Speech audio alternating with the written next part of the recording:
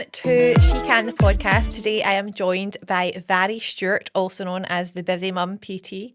Welcome. Hi. How are you? I'm so good. I'm so good. Thank you very much for having me here. Thank you for being here. It's so lovely in this new studio. We're very excited that we've got a new She Can look. It's stunning. You have done so well. You are a G.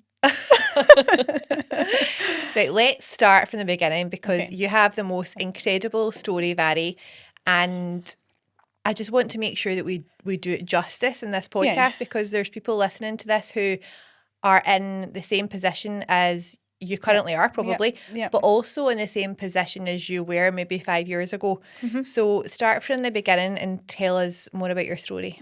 I love that you call it incredible. I do not find it really embarrassing, but I'm overcoming shame. We're going with it. So I led a simple life. I had a lovely upbringing, really nice childhood. I was active, sporty. That element has always been within me. I then got into MMA training. I had a bad experience at university. I think it was one day of my life and it sort of changed the very core of who I am. It changed my DNA and I carried a lot of shame and confusion after that. And then I got into MMA via my brother. And that is how I learned to deal with a bad situation. It is how I rebuilt myself. It was the first thing I ever did in my life. I think I'd always really struggled with low self-esteem, low self-worth, as most females that age do. And this was something that I entered that made me feel really proud about myself. So I then was teaching full-time and training MMA full-time. And that took up my 20s, basically. And the MMA part, I loved every single minute of it. I dedicated all my time to it. But it also led me to meet a partner. And that relationship went on for a very long time. It was very, at times really, really good. At times really, really bad.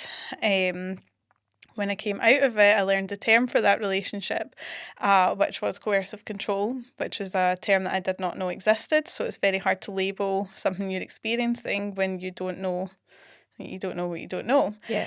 And to make life even harder, I left it with 3 children.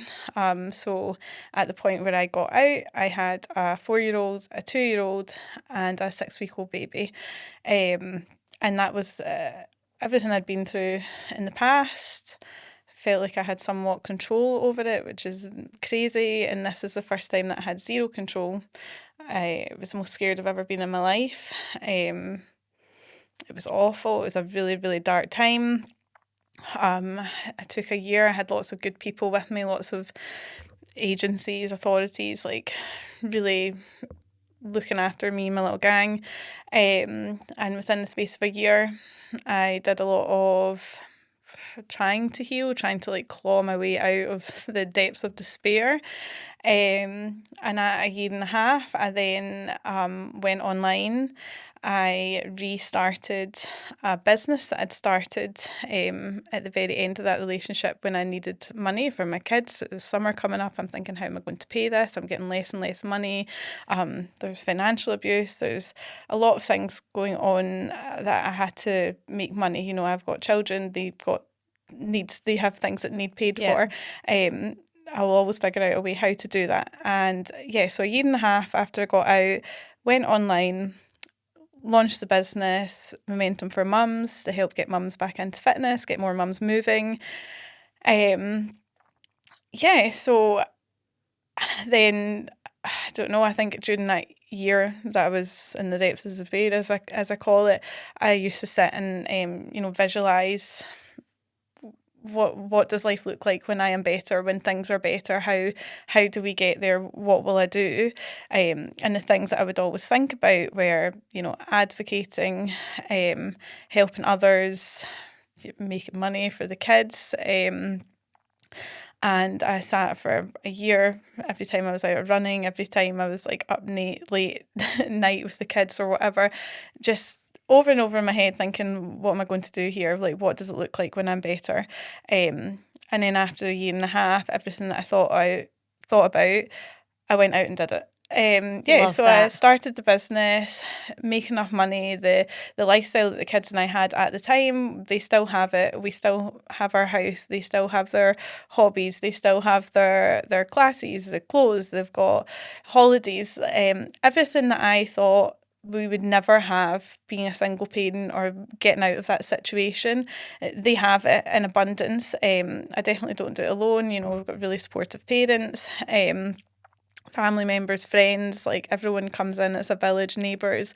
But yeah, when after everything I've been through, I think the year I took to heal, to mend, to focus, rebuild, and then I went ahead and achieved everything I set out to do, and I'm still here doing it now. It has definitely not been a straightforward journey. There are bumps in the road. You know, you and I were even talking about before we started filming, about, you know, your mindset to do the things that you're doing, like speaking out, being there for others, trying to, you know, make a difference, get your message across, even on Instagram, creating content, etc. You need to be in a good place mentally to do that. And what I've discovered is once you get out of a coercively controlling relationship, it doesn't necessarily end. There's then things like legal abuse, etc., that then comes into play, and that is now currently where I'm at. So it's very easy for me to feel like regressing and going back to that scared, shaky place of fear of the unknown. And don't get me wrong, the end of last year I did have that wobble and think, I can't do this, I cannot do this, I can't keep going. But then you just have to think, no, I've come this far and I didn't come this far to come this far. Yes. So, like, you know, not today, Satan, I'm going to finish what I started, and I'm not going to let anything hold me back. I've built myself up. I will get through this again. Not today, Satan. Not today, Satan. Yeah, you can Love try. that. Yeah, you can try. There are so many themes that you've just covered there in a whistle-stop tour of the last few years. Yeah. And overarching, the thing that strikes me is this is recent. Yeah.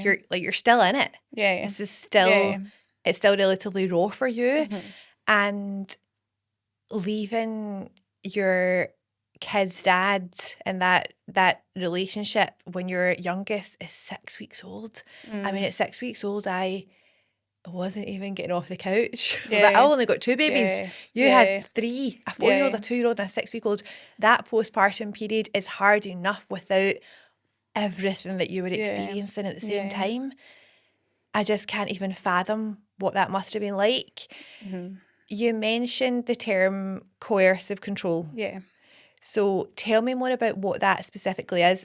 There's maybe someone listening to this who's thinking, oh my God, I've experienced the same thing and I think I'm going through that. Mm-hmm. How would she recognise what that is? So, do you know, funnily enough, when I was living it and experiencing it, and there's a lot of like gaslighting, crazy making you feel like it's your fault, you're to blame, you're causing all this. And, you know, if someone tells you the sky's red enough, you do start to believe it. It's like they've got the keys to your reality. And it's very hard to like unpack that when you're not getting any outside perspective. So you're really, it's almost like being brainwashed. Like you're believing that. Like I felt responsible. I felt like, you know, I must be really awful. Like, that's what I felt like. And I actually remember seeing a girl on my Instagram who would post about different types of abuse, etc., and advocate. And I remember seeing it and thinking that that's what I'm experiencing here. And, like, I learned the term gaslighting. You're gaslighting me. Wow. You don't know what the F that means. You're gaslighting me. Okay, so that's how that went down. But it was like I was starting to educate myself when I was in it based on someone speaking out. So I think for that reason, I will always speak out, because that kind of pushed me to accept and understand what I've actually been going through. Yeah. And again, it's still, I was in a bit of denial, and it wasn't until I got out fully that this term came to me. And it was like anyone I spoke to, authorities, solicitors, etc., were like, that's coercive control. And it's like, to them, it was so obvious. Yeah. It was so obvious. And I'm like, I didn't know what this is. So. And it's become your normality at that point. It was normal. And that's what people kept saying, this has been made normal to you. But that's, and it doesn't, it starts off so seldom and so small and so insignificant that it's like you overlook it, and that's fine. That's not an issue because they're really nice. They love me so much. Yeah. But it grows and it's insidious, and it's like, you know, they say the longer you're on the wrong train, the harder it is to get off, the more expensive. So like next thing you know, you've got kids, and then it's like, well, you're at this point trapped. How are you supposed to get out now because you've got kids? You need this person to be good. So then it's like, it just becomes like, you have to forgive the things because you feel like there's no way out because you need this person to be good. But essentially coercive control is a pattern of behaviours. It's repeated behaviours, and it's really unpredictable. And this is the thing, you can't predict it. If somebody was horrible to you every single week, well, goodbye. Yeah. But it's not like that. It's very unpredictable. You know, you could have 3 months of like the nicest, kindest person, complete love bombing, like, you know, you're my world, like you're on this pedestal, you feel amazing about yourself, and then there's like a one-off instance. And it's confusing, but it's not bad enough that you're going to leave. And this is the thing where they play this like very, very carefully. They never quite go over the line. They're on the line, but they never quite do anything bad enough straight off the bat. It always escalates, and it will come, but it's never bad enough for you to walk away completely. Yeah. So you're constantly, so these behaviours, it's manipulations, it's lies. You don't know you're being lied to, you don't know you're manipulated until you catch it and you know fine well. But then also that's where the gaslighting comes in. So even when you catch it and you know that's a lie or manipulation, it's then projected back on you, it's deflected, and then you're like, oh, was it me? Am I not? Did I read that wrong? It's my fault. Like, oh, I'm an idiot. Okay. You know, it can be threats, it can be intimidation, it can be just sheer violence. Like my situation, like that was not the case at all at the start. But for some people it is that scary. But I think, you know, when you think of domestic abuse, you think of, like I was really naive and I just thought domestic abuse was that violence. It was that scary, like, that's all I knew of. I didn't realise there was more to it, and there was this term coercive control where it's intimidation, threats, lies, and it's things like, it can be so subtle. So like the way I try to think of it is that you get this like healthy girl, once upon a time, me, right? And now, but healthy girl, she's positive, she's thriving, vibrant, really full social life. She's got a hobby, she's got a passion, she's got a future, she's got a career.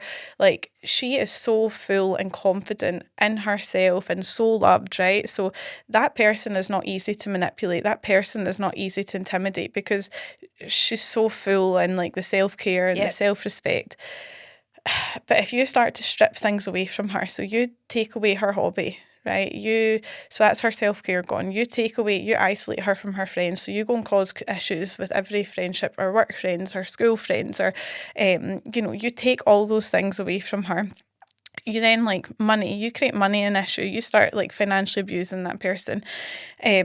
Everything, like you strip away at her self-esteem, like, you know, you make her feel like she's an awful person, she's terrible, you know, if only people knew the real you, like nobody likes you, no one else will want you, all these things you take away. So you've got this like really healthy, full bloom flower and just withered away, and then petal by petal, pluck them off. You know, they say like in Women's Aid, it's like building blocks and they target every area of your life, and then they strip you down to nothing. And at that point you're then really vulnerable, you're really susceptible, you're lonely, you're confused, you're not, the very essence of what made you you is gone.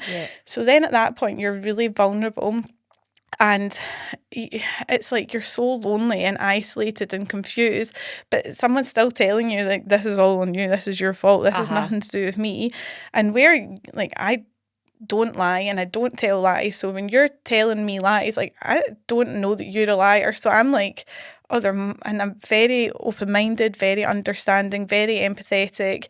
I'll always listen to someone else's side. So then I'm thinking, God, there must be some truth in this. Like, it must be right. So you're then broken, but down to the point where even when you know it's not just subtle behaviours, okay, and it's not just like once every 6 months a red flag props up that you forgive, or that you're, you know, there's a big grand apology tour after that you think, oh, that was fine. It's now happening more consistently. It's happening all the time. it's up to ante. It's no longer things being thrown around the room. They're now being thrown at you. But you're a broken person and you kind of believe that this is your fault.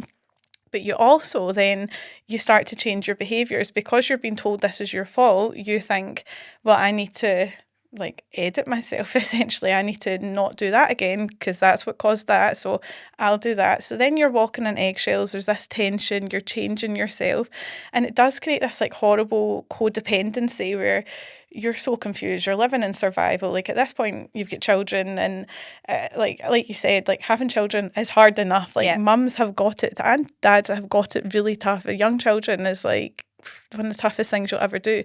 But then you've also got all this going on, and so then it's like you kind of do become codependent on that person, but you also become really dependent on the good parts of them, and like needing that to feel safe. Like I felt like when that person liked me and was being kind to me, being good to me, that's when I felt safe. That's when I felt like, oh, I'm good here. And at the times where he wasn't, I do not feel safe. And you know, I really like punished myself because it's like, well, you know, why did I put up with that? Why? And like I've had like work with psychologists, and you know, they say it's like it's human instinct is to seek safety. That's like your survival instinct. So you've learned that pleasing this person, staying on their good side, that keeps you safe. That's what keeps your nervous system regulated. It keeps a happy flow in the house. So you kind of end up doing that. So yeah, I think coercive control is just a pattern of behaviours with the intention of controlling you, isolating you, using you, whether it's for financial, for whatever, and ultimately it's to give that person power and control. I'll never for the life of me understand it. I think it's like takes a very insecure I'll never for the life of me understand why you would do that to a person, but what I will say is it breaks you. Like it just is the hardest thing. And another analogy to sort of describe it, and because you know that, like, why did she stay? And I've punished myself, I've tortured myself with this, especially because I've got children. So it's take me out of the equation. Like I got it wrong. That's what I feel like, and I really, when I got out, that was the thing that I couldn't move past. That's why I was the main source of trauma. Like them, like that's as a mum, that's all you care about. It's all you care about. And I couldn't forgive myself for that, and I couldn't. And it's like, so why? And they say it's like, you know, if you get like a slot machine, so you put money in it, and every now and then you get a little reward. So then you're like, oh, I better put more, because you know that the big reward's coming. So you keep putting in, because you know. And it's it's like a psychological thing where it's like called intermittent reinforcement. So every now and then you get this payout, and that's like how you get psychologically attached to things. So that's the whole idea, concept behind the slot machine. It's literally how you train dogs. Like when you give them a treat, you don't give them a treat every time, but every now and then they know they're going to get a treat, so they're going to behave. And when you're in a coercively controlling relationship like that, it is like, you know, you've invested so much in this person in this time.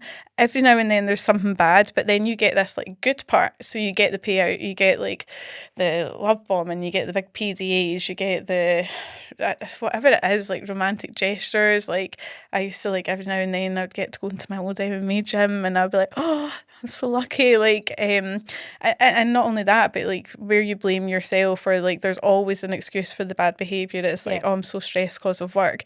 So then it's like eventually, like, you know, you keep investing in them, keep putting the coins in, and then like the work situation works out. So then you're like, oh, well, they're not going to act like that anymore, because the work situation, that problem's gone. So you're like, oh, we're good now, we're in a good place now. Back on track. But then it's like, oh, something else happens, but then there's another excuse. So it's like, it is that intermittent reinforcement. It just keeps you in this like constant loop, and where it's unpredictable, where you can't see it coming, you don't realise it, but you are trapped in a cycle.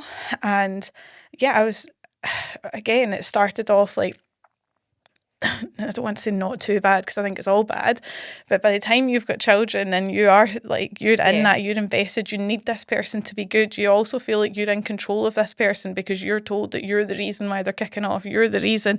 So it's like, it's just honestly, it's the psychological aspect of it that is the hardest thing to break out of. And then when you do get out of it, that is the scariest thing you'll ever feel, because you can no longer please this person.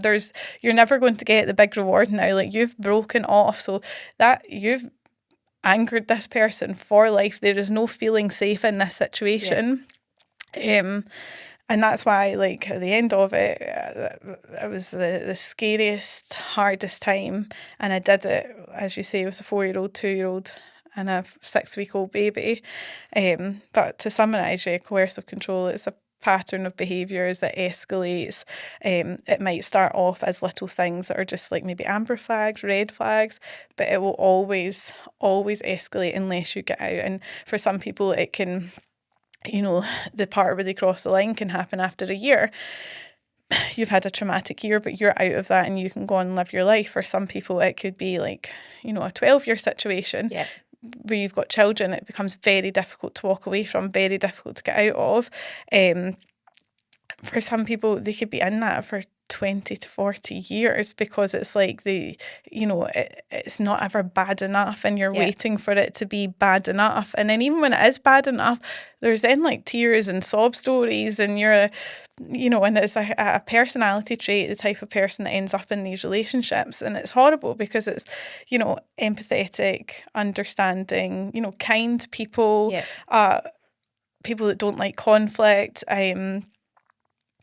low self-worth, etc. So it's people that your boundaries can be really easily stepped on and squashed, and that was another thing. You look back, you'll try and get out, but it's not accepted. You're not allowed to get out. You'll say to, like, as a reasonable person, like, this is over. And a reasonable person, they might say like, oh no, but I really love you, like, let's try one more time. And you maybe think, but it's not like that. It's like, no, your car gets sat on or your best friend gets phoned or whatever. And then at the point where you've then decided, right, I'm in this, I'm committed to this is my husband, you're no longer trying to get out of it. You're trying to make them better. So it started off, I'll walk away. And then it was always, oh no, you'll walk away. Oh, but no, you can't walk away because we've got, it's just really, it's, I think it's one of the worst things that can happen to you as a human. It's the same tactics they use as they would in torture, like humiliating you, hurting you, like making you doubt yourself, like not even knowing your own mind is a really scary place to be. And I don't even know if you ever fully heal from that.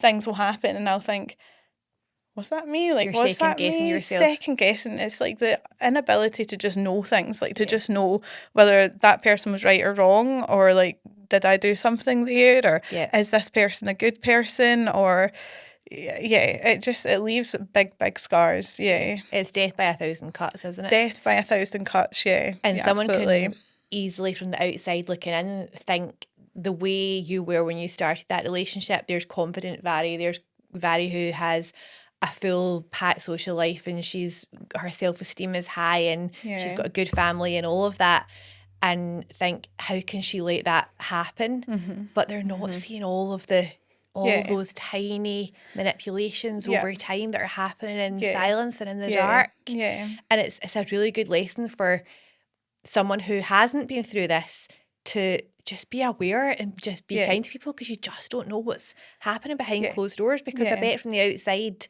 your life looked happy.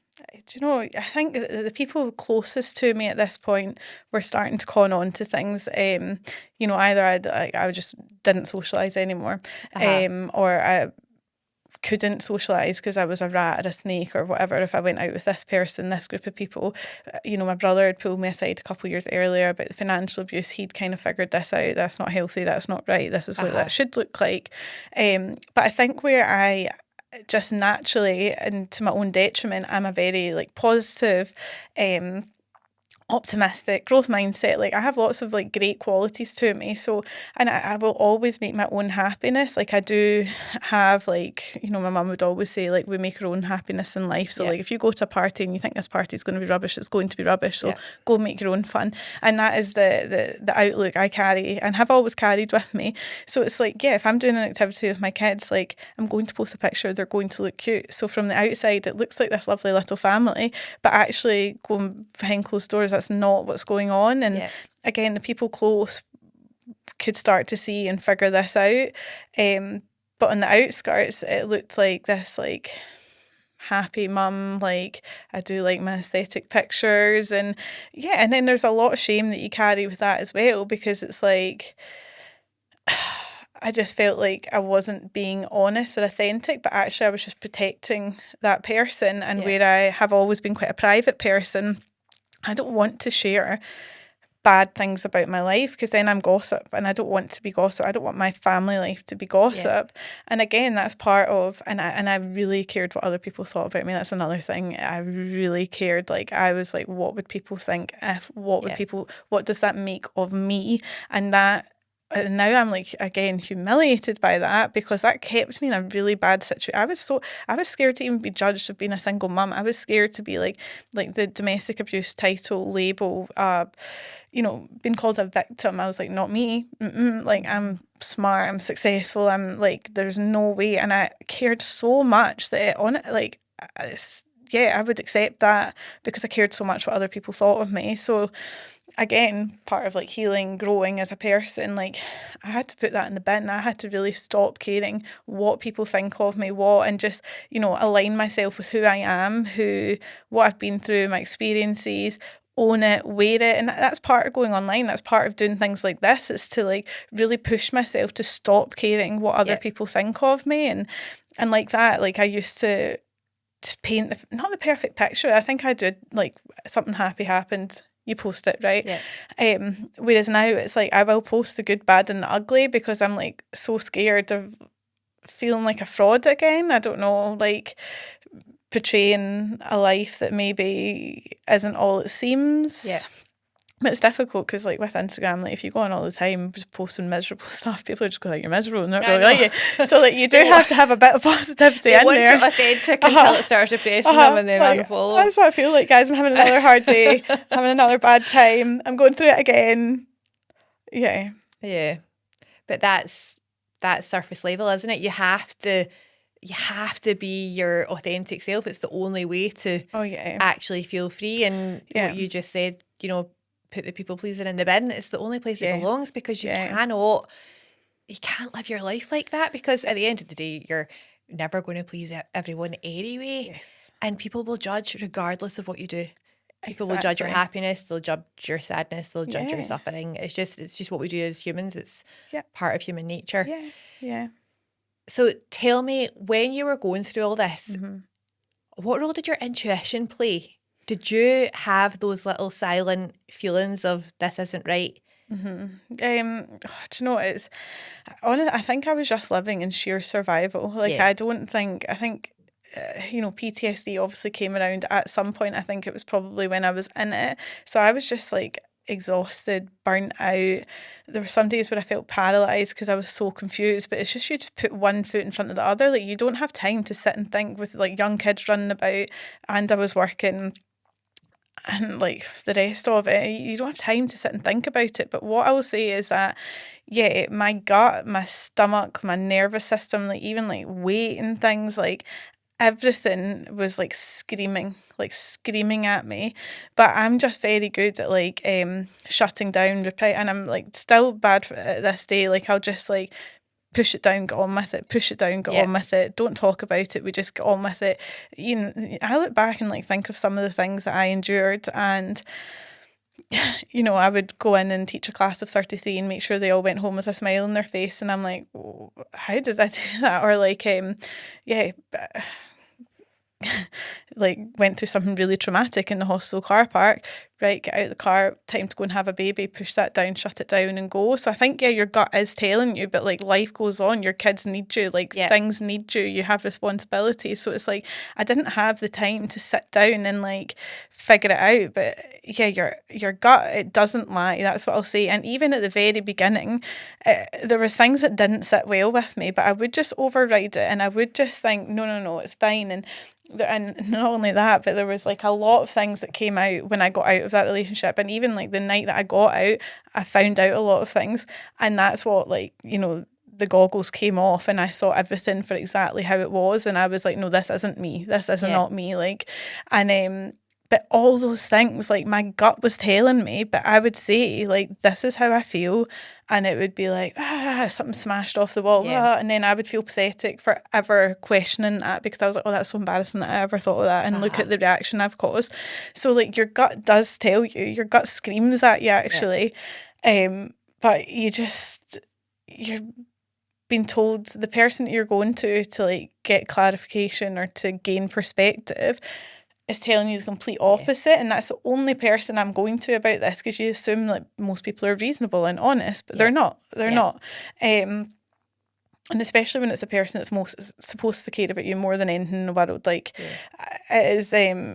But your gut. And even when I got out, there was then things that my gut was telling me this definitely happened. That was definitely the reason for that. And the more you look into it, you're like, oh, that was right. That was right. Yeah. Like affairs, etc.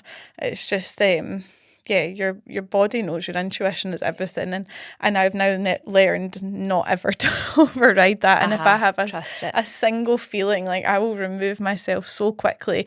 And then sometimes I think I'm like, oh, am I just like running a mile because I'm scared now? I feel a wee bit like, like one of these little like dogs that's been abused at everyone. Like I'm so scared of everything. So, but now if my gut's telling me, I'll soundboard it off people. I'll be like, what do you think of this? Do you think that person's okay? What do you make of this situation? So I'm always, forever going to gain an outside perspective on things, because I'll never allow that to happen to me again. And I'll always listen to my body and my gut telling me, it's everything. And it's that telling the difference between your intuition and fear, because they can sound similar. But when you're in that constant state of adrenaline and fight or flight and compartmentalizing every area of your life to just go on with the next, on with the next, on with the next, it's so hard to listen to that. But now that you're managing to recalibrate your nervous system, you'll be able to hear that more. Absolutely. And listen to it. Yeah, completely. So what was the moment where you found the courage to say enough is enough? Was there a moment? So actually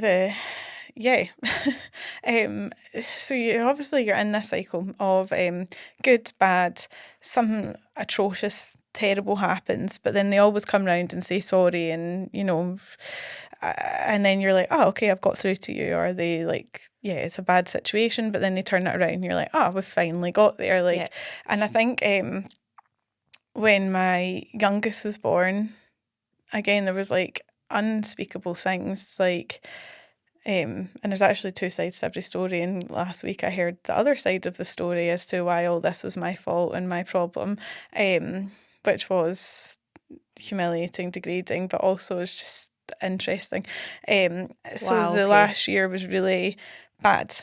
And again, but the positive was that they were never there. Like they weren't around. So I was a single parent anyway. I always have been. So, but I think it got to the point where, again, really unspeakable behaviour, horrible, like threats to leave, blah blah, but then coming back and saying, I'll stay with you if you stop saying this was abuse.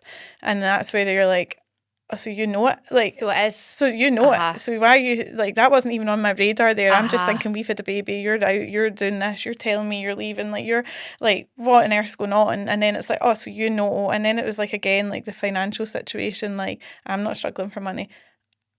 Okay, so I'm selling my clothes to buy kids' clothes, and but you're not struggling. It was like all these things were adding up, and I think just like, again, my nervous system at this point, my gut was screaming, and then again, unspeakable. But then next thing, lying on the floor, being like, "Oh, I'm lying here because I want to be next to you," blah blah, and that switch and back to the good. But it was almost like it was eerie at this point. It was eerie.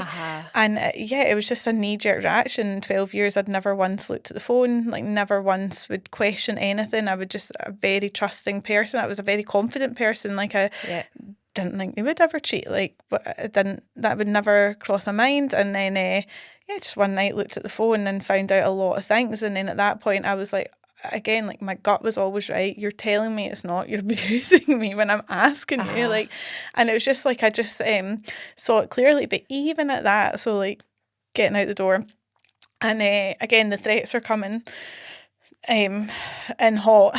So you're scared, but it's like, yes, stood my ground. No more. And even once he's out, I'm still like trying to explain why that's wrong. Like, because I'm just so used to that cycle of like, unexcusable behaviour, me trying to rationalise with an irrational person, like, this is what you did wrong, I'm holding you accountable, like, this is why that's wrong. And then normally there would be like a silent treatment, you're not getting spoken to, so then you doubt yourself, think, oh, maybe they're right. Then eventually they would come in with not an apology, but like you were in the wrong, but I put myself in the wrong. That was always the term that was thrown at me.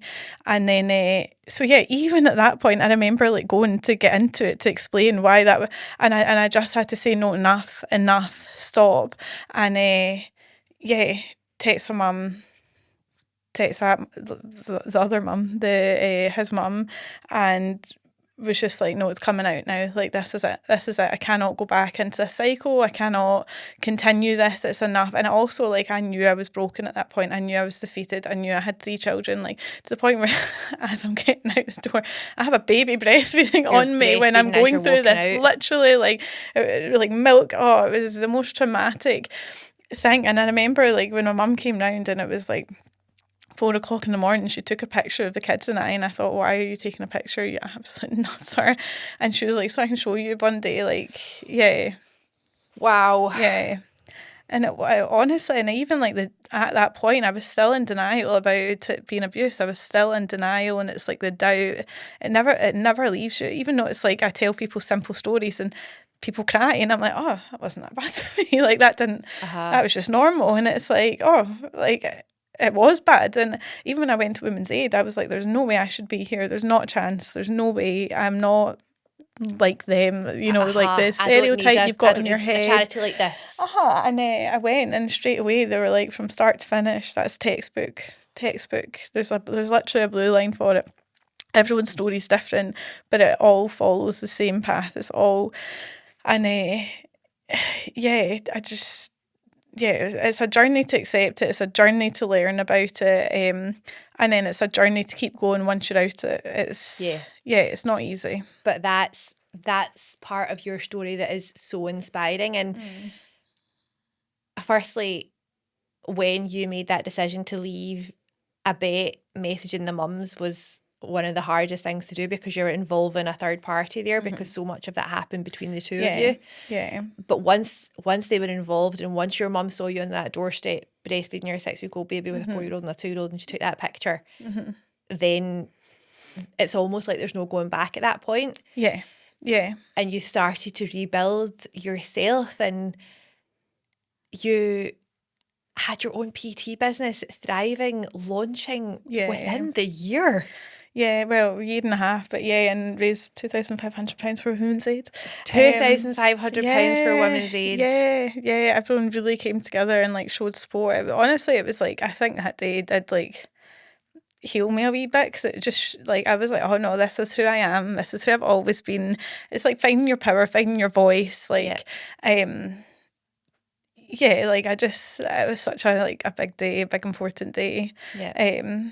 And I just keep thinking back to that Instagram post that you read, that person that you followed who would share about coercive control, or you hadn't heard that phrase at that point, who would share what gaslighting was and share what love bombing was, and that was news to you. And now, by you sharing what you're sharing and you training these women to be strong and fit and healthy and to be reminded of their own confidence, it's almost like a full circle moment. You're being that person for other people. Exactly. And sometimes I think I'm stupid for sharing my story, because it's maybe not the smartest thing to do given the nature of that person, but then the amount of messages from females that I have had, it's like, it makes it worth it. It makes it worth it, because I just think, for me, I thought I was the only person in the world that had ever gone through someone like that, and I didn't know anyone. So the amount of people that come forward, like, you're like, one, I'm not alone, but two, it's like they can see me then going on to thrive. It's almost like they can see a happy ending. And when I was in the depth of despair, like I'm talking, I thought there was no coming back from this. This was us done. Like, I'd ruined my children, I'd ruined like my own life, that there was no way forward. And I didn't know who to look for, who to look at. So then I think, well, at least if I can go on and show, and again, it's a bumpy road. There's some days I'm not great. There's some days, like right now, I feel like I'm pulled back into everything legally. It's difficult, it's hard.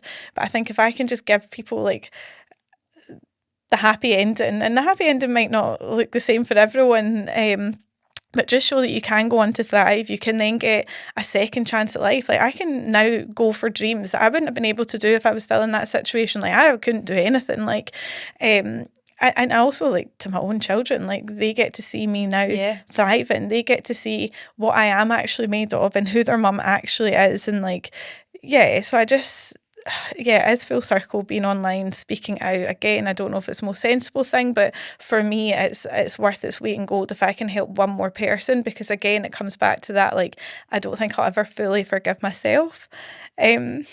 So it's like, if I can help somebody else, like, avoid it and not make the same mistakes, and ultimately I would not take a single part of it back, because I've got my 3 kids and they are like the bee's knees. They are everything. They are like, they're like cool wee dudes. Like, they are so cool. Like, they just got characters. They're just everything. Like, I wouldn't regret a single one of them for a second. Like, and so I couldn't take any of it back. But if there weren't children involved, would I go back and do things differently? 100%. If I could save somebody or help somebody, or even, it's a lot of mums that follow me, so we've all got daughters. You know, there's a lot of dads, there's a lot of MMA fighters that follow me, so like, we all have this responsibility to teach people that, you know, healthy relationships, teach them the signs, but also just raise strong females and raise men that don't spill their trauma onto females and like need to break them down to make them feel good. It's like the responsibility of everyone. So it's just something that, like, to help me forgive myself, it's just something I need to do. It's just, if I can help others, if I can put it out there, it's like a part of my healing chapter, I think. It's definitely, it's known that when you are healing something in yourself, you do heal it in other people. And by you healing out loud, I don't even like the term healing, because I feel like it implies that you're broken in some way. It's human experience. You've been through a really horrific time. But you're human, and you use the phrase in your social media, balancing grief and gratitude, and realising that they can coexist at the same time. And that's such an important message, I think, for so many people listening to this, that you don't have to be happy-go-lucky all the time. Those dark feelings can coexist with the good. And I think, again, we're all very guilty of all or nothing thinking. Like, I've been traumatised, my life is terrible, so that means my life is terrible on all accounts. What I'm going through right now is so difficult, so it's a bad life. But actually, my life is really difficult right now.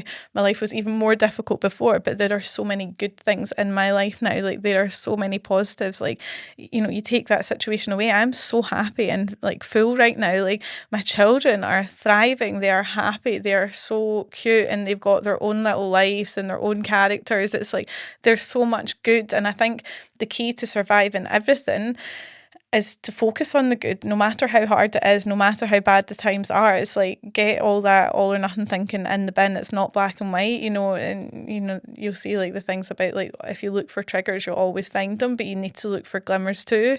And it is the glimmers, it's the little things in life that will get you by. You need to, life's always going to throw something at you. There's always going to be bad days, but you get through the bad days by focusing on the little good things that happen.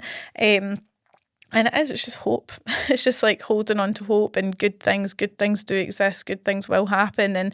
And just knowing that not every day will be a good day. There will be bad days, there'll be okay days, and there'll be good days. And I just choose to be positive. I think it's how you, maybe not heal, but it's how you keep going. It's how you survive. Absolutely. So something that we've not touched on too much so far is the role of movement in your journey. So obviously, going through those times, you were taken away from your love of MMA fighting and stopped doing that for so long, and now you're back doing that, and you train women how to move their body physically. How does the balance of the physical affect the mental in your experience? How important was that physicality in your healing? So there's it's such a multifaceted thing. So when I first started MMA, as I said, I had really low self-worth, really struggling to understand the experience, and I think, see, when you're doing something physical, you learn so much about yourself, like particularly sport. Like I will always back females getting into sport because I know what it did for me. It's like you stop caring about things like appearance. Like there may be like a byproduct sometime of training, but that doesn't matter. It's all about what you can do. What you can achieve, right? It's the best thing for your mindset. You stop being insecure, you stop caring about things that are important because you're driven and you're focused on a goal, and it's endless reward. Endless reward. And for me, it was like it gave me confidence, it built me up. Even if you lose, like it's not a case of like me versus them, it's me versus me. Like I'm overcoming fear, I'm overcoming like self-doubt, I'm overcoming nerves, anxiety, I'm forcing myself to do a hard thing. Everyone's scared, but it's like about putting yourself in a situation and overcoming it. So mentally, what it does for you is it proves that you can do something hard. It proves that if you persevere and you keep going at something, you will achieve. It's all positive. There's nothing negative that can come from it, other than me saying a bad man. But it's all positive. So I think for me, it's the attitude it gives you, the knowing of what you're made of. I think like I learned there that I had like a fire in my tummy, I had grit, I had resilience, I could keep going, and I'll take 10 beatings but I'll still show up the next day for 10 more. Like it's like you really become proud of yourself. So there's that aspect of it. Then there's what it does for your nervous system. So at the time where I'm living in like fight or flight survival and I'm just walking about shaking, exhausted, mentally drained, I had the only thing that I found that could reset me or recalibrate was exercise. And at this point it was like intermittently I'd be allowed to go to the gym if they needed like help for like a coach to be there, or I don't know, some positive bubbly spirit, or if I was in like a period of manipulation, I don't know. But then I would be not allowed to go in the gym, and this was it. So then it was like, there's gym equipment in the house, so you've got no excuse, because that was my boundary. Like, no, I need to train. That's part of who I am. That's my identity. I'm not giving that up. So I couldn't go to the MMA gym, so I was training in the house, like, but I found that when things felt so out of control and like me and myself shaky, I would go down, I would work out, and it just clears your mind and it gives you that reset. It resets your nervous system. That is what exercise does for us. And that's not, in my situation, it was for one reason, but if you're going through grief, if you're going through, it's something to focus on. It's something that you can control. You can't control anything. You can't control someone's behaviour. You can't control mortality, you can't control diseases, whatever. You can't control a car crash, you can't control anything. The one thing you can control is your fitness, and it is so important that you do that and you reset your nervous system. You give yourself that time out mentally, take a break from things, and for me it would just like calm me, it would just center me, and I would think, right, okay, I can handle this now, because again, you lift something really big, it's like you feel flat after, you feel calm, you're exhausted, you go a run, for example, you come back in, you've got happy endorphins, you're flying high. Like, it will never not end well exercising unless you get injured. It's my fear. It's my biggest fear in life now. And then when I got out and I was in that really scary period of time where it's like you have no idea how this is going to play out, but you're catastrophizing, you're thinking the worst. It's like I lost all hope. And in that situation, it's like, people look back, like as you said yourself, and you've got a 6-week-old baby, etc., and like you're so strong, but in that time you do not feel strong. It's like I now look back at the things that I endured during and after, and I think, God, I was so strong. Who else would have gotten through that? Like, I was so strong. But when you're going through a period like that, you do not feel strong. You feel weak, you feel broken, you feel like you cannot physically do this. Like, I remember when the baby was a baby, I still call him a baby, he'll always be the baby, but yeah, so he was about 7 weeks old, 8 weeks old, breastfed, newborn, sitting, so all 3 kids wouldn't sleep, and there was only one of me, and I was traumatized, and it was really hard. So they would only sleep if they were all touching me. But I was like, this baby's going to die, someone's going to roll over him and he's going to die, because obviously it's a newborn baby, they need to be in their own crib, but he wouldn't. So normally it would just be the sort of mum and the baby, maybe co-sleep, but make some safe barrier. But I had the younger two. I'm also really traumatized going through it, and this went on for a few weeks where So I would put him above my head, and then I would put pillows halfway down the bed, and I would sleep halfway down the pillow here. And then I had my eldest, my middle, all on me because they had to be touching me. And then throughout, and I can't sleep because I think he's going to die, so I have to be awake at all times. So then I'm, again, like when you have a baby, your abs are blown, they're gone. So you've got an ab separation. You can't even sit yourself up. So I'm then having to try and not disturb them, scoot up to the top of the bed to try and sit up, feed him like 3, 4, 5 times through the night, and scoot back down, right? So when I'm going through this, like, I honestly, I would remember I would be like, in my head over and over, I can't do this, I cannot do this, I cannot do this. I'd be like silent screaming because I would never let them see me like that. I would never let them see me upset. They have never. And thinking, how can I do this? So, and the thing is that's where your mind is. Like, I cannot do this. I'm so weak. I cannot get through this. I can. And people are telling you, you can, you're so strong, and you don't believe them. You're like, no, I can't. But you do it anyway. You're doing it. You do it anyway. You're doing it. You're doing it. And it's not until you get out of that you look back. But within that period of time, I would start running. I would go back to, I was going to my brother's gym at the time, and the PTs there were warned, do not say to her, do not just let her come in and train. Like, other people would let me train at their gym, there was like no triggers, etc. And at that point, so I feel weak, I feel ruined, I feel like I cannot keep going. Like, I know how hard life is, and I'm thinking, and again, finances at that point, I think we're homeless. Like, I've been told there's no support, you're not getting a penny. Stress. And I'm thinking, we're going to be homeless. Like, I don't know.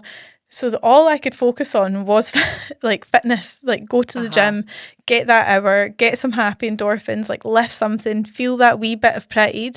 And it got me through. It honestly got me through. It saves you. And then even like when I did feel strong enough to like go back to MMA and stuff, and the first few times I went there, it was a PTSD wreck, and I had to be talked out of a room because I was like shaking and thinking that like I was in imminent danger. There's a line at the door. There's not a line at the door. There's nothing, and I was surrounded by good, safe people to look after me.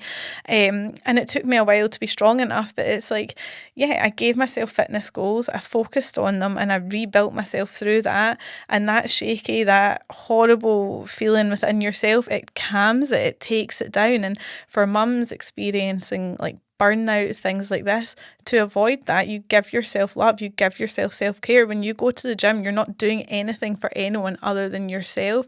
You need it. So mentally, I just think it's, physical is a byproduct of it. It's, a bonus, if you like. But mentally, it's, you need it. You need it. And you can go and get your nails done, your hair's done, but one, it's not going to do you any longevity. And in fact, getting your nails done ruins your nails. I've stopped doing it because it was actually hurting. But your fitness is only bonuses, there's only benefits. And it just, like, and you do High Rocks, you do training yourself, so you know exactly what I'm talking about. You're motivated, you keep at it. You'd never come away feeling bad. And if you are coming away feeling bad, you're with the wrong coach or you're with the wrong people. It's not the working out that's making you feel bad. It's the environment, it's the people. So move. So I think it's just, for me, it resets your nervous system. It shows you what you're made of. It shows you what you're capable of. It gives you a positive, even when everything else is negative. It gives you one positive to hold on to. It gives you direction. It gives you focus. It gives you some sort of control. When everything else is uncontrollable, you have control over that. Yeah. It's so valuable. I have to do it every single day for my mental sanity. But when you were saying, when you were in the MMA gym and you felt like there was a line at the door, and that's what so many women, their nervous system feels like there's a line at the door, because we cannot decipher between real danger and your boss on your back, or your deadline due, or your mental load being crazy, or the kids' activities, or you're trying to keep not lose your stuff when the kids won't put their shoes on. Like, it feels the same to our nervous system. And it's just so important. What would you say is the thing that holds women back most in your coaching experience? Caring what other people think. That one again. 100%. Get that in the bin. Get it in the bin. It's like a self-confidence, insecurity. It's, I've trained so many like females now, and I think the people that do best are very secure in themselves. They don't care what other people think because they're just willing to go for it, and they don't care if they fall flat in their face, if they only last 3 months or whatever. But it's those that care what other people think. They're too scared to come along to group workouts because, I'll be revealed for not being fit. That's the whole point. You're not supposed to be fit. You come to me to make you fit. Like, I don't want you to be fit. Like, people that are fit, they can go and do their own thing. They can go and do high rocks. I want to help you. I want to make you feel good about yourself. But they'll be like, I can't come because what will people think of me? It's the same, like, people don't want in pictures. People don't want... Even like people are so scared of looking stupid. Like, they're so scared of, like, I don't know what this is, so if I sit in this machine and do it wrong, this whole room is looking at me as if I'm stupid. No, people do not care about you as much as you think they do. People don't care. And actually, the more I see someone struggling in the gym, the more I admire them, because I'm like, yes, you are doing it. You are changing yourself. You are coming in here and you are making a difference for yourself. Like, I love it. Everyone loves it. No one is ever looking at you thinking, you're out of shape, you don't know what you're doing. No one does. And again, if they do, you're in the wrong environment. Exactly. Change it.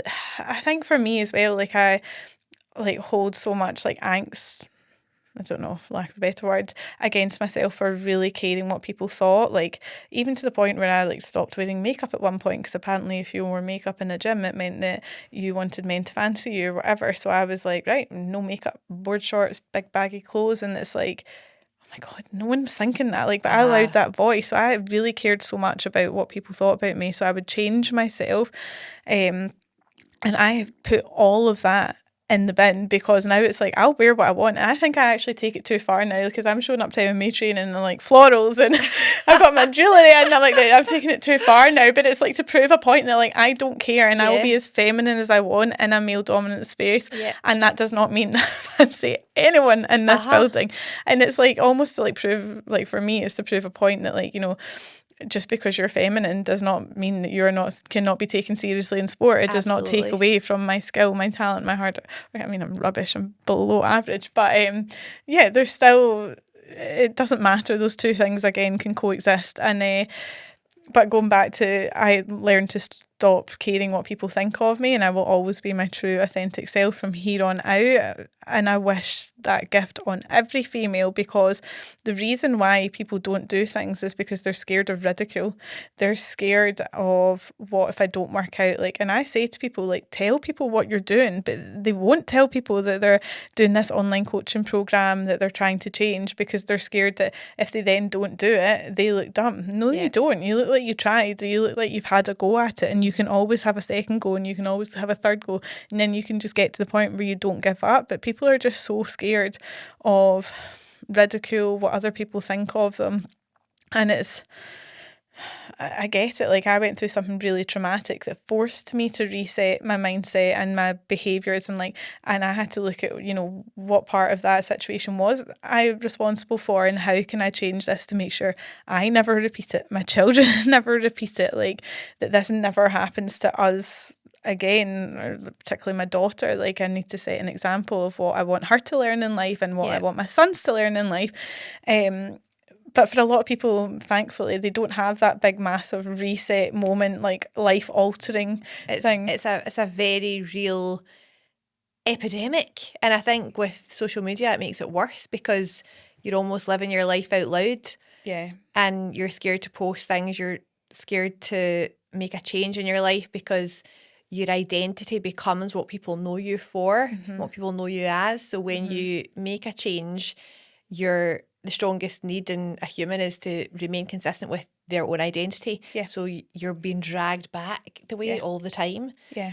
And it's just overcoming that fear and just doing the action and then dealing with it as it goes. So let's finish with talking about the event. Unboxed Women, 19th of April. Yes. Tell us about it.